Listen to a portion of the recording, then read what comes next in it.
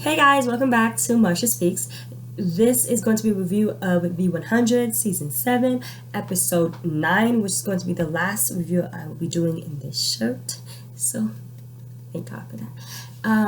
And this episode really has only two main storylines. Is a flashback, another flashback. I feel like there's this poem that goes backflashing, flashback, and I just don't want to go back there no more. And that's how I feel about all the stupid flashbacks that we have had this season. Like, why?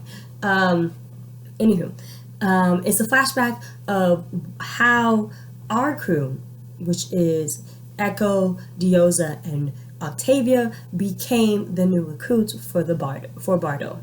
And that is because they're brainwashed. I think one of them might be, and the other two not so much. So, of the ones that would most likely flip and join the cause of Bardo and Second Dawn and all that stuff, it would, of course, be Echo. We should know by now, Echo's problem is not loyalty. It never was. Echo's problem is who she decides to give that loyalty to. Because if I remember what the country of the north is Azgeda. She gave her loyalty to the Queen of Azgeda, and what that stood for, because she was partially brainwashed, but that's part of who she is. Her core personality is having a cause and sticking to it. It's just making sure that the cause she goes for is the right one. And we are seeing, it's making me kind of question, is Echo really buying into this? Or is it just another facade, like how Octavia and Diyoza are doing? Octavia and Diyoza, because Octavia has gotten a heads up, and Diyoza, being the smart, amazing woman that she is, figured it out that, they're just going to try to brainwash us to bring us to their cause, this, that, and third. For Diyoza, it was trying to make her seem or believe in a 3-month span that her motherly instinct is selfish. How, sweet? That's genetic. That's what the Lord gave you. No way. No how. But that's what they're trying to do by reiterating that hope, or the baby that is, hope, is for everybody, not just her. And of course, Octavia does a 180 on him and does this like peace, zen, yoga, happy vibes type of personality. Of course, if they knew Octavia better than that, they would know that something's up, but I guess they really don't care. They just want them to fight for them. And we find out on the surface that the original Bardonians, the people of Bardo, were giants, and they created all these great things, but they were killed and their civilization and society destroyed because they lost the war. And whoever their opponent is some great thing, because it killed someone that was smarter than them, stronger than them, and yet they're somehow supposed to overcome that. All I'm hoping for is that the fact that they're over and over reiterating this great war, this great war, this great war, this better not be like the White Walkers of Game of Thrones, because the way they ended that storyline was trash. And I'm hoping that we have learned our lesson, writers, and we do not make this trash too, because you're going to have to answer this in the 7 episodes you have left. If you guys don't have any other fillers to give us. So I just hope you figure out who are these really strong people that is supposed to be such a great and terrific and horrific opponent for all the ish talking that y'all have been doing. I just want to make sure that you guys have prepared somebody to that caliber. But yeah, at the end of the day, the final test, because they were tested throughout the episode and they kept on failing, which is why Diyoza and Octavia were able to figure it out. The final test to see if they can become recruits or if they will be sent to the Pennis Island, which is actually Skyring, was could they kill a person they loved?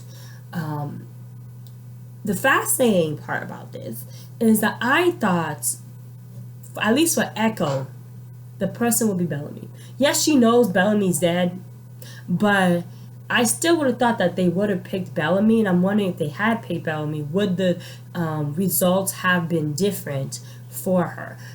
Because instead, Hope was the person, her person, to have to kill to prove her allegiance. Amazingly enough, Hope was the person for everybody. And then for Hope, it was, of course, her mother. The one person that failed, not a shocker because we saw it in the last episode when they introduced the recruits, was Hope. She failed on her allegiance test. She did not kill her mother. She let her mother destroy their oxygen farm. So she's being sent back to Pennis Island, or the Pennis World or whatever. The person that decided that was Echo. And that's why I'm kind of like wrestling with the idea that did she figure it out too? Is she part of this? Or did she actually buy in to the hot mess that is the disciples' mission? Because she's trying to fill a void from having Bellamy be gone. Because the person, let's be honest, that Echo was most in touch with, the person that Echo was most loyal to was Bellamy before everybody else. And now that she knows Bellamy is gone, it's like a hole, a vacant hole, a wormhole that needs to be filled. And I'm wondering, is she filling it with people that she knows, with her other loyalties and bonds with other people, or is she filling it with a goal or a cause that appears to be greater than her? Knowing her type of personality type, it makes sense why she might go to the deep end and join, feet first into this new cause. Or is she, because 5 years was the sentence that she said Hope deserved. I'm wondering if she's saying 5 years because that's a shorter time span between what they could have given her. They could have given her death. They could have given her 45 years. And we see that they don't. For them, time really means nothing. So it's 5 years something light that she was trying to protect Hope with, or is 5 years something that she really thinks that Hope deserves because she's not at a level 12 allegiance yet. She's at a level like 3 or 4. So she still has some value to her. Now, on the other side, I did find it hilarious that she asked, what's his name? Anders, what's his name from every, I think he's hopped onto every CW DC TV show at this point. But anyways, yes, so Anders, she asked Anders when they're taking one of their tests, which was the whole point was for you to fully trust your Bardo compatriots, and they were blindfolded. The goal was to use a laser gun, whatever, to hit a target. She asked if the thing was deadly. He says no, you're just hitting a target. It's not lethal. So she proceeds to use that same weapon to attack her team, which is Hope, Diyoza, and Octavia, so that she can ensure she will make the target. If that is not a Asgardian tactician, I don't know what is. If that is not a strategic move that, the country of the North would, applaud and co-sign, I don't know what is. And it worked. And Anders really liked Echo.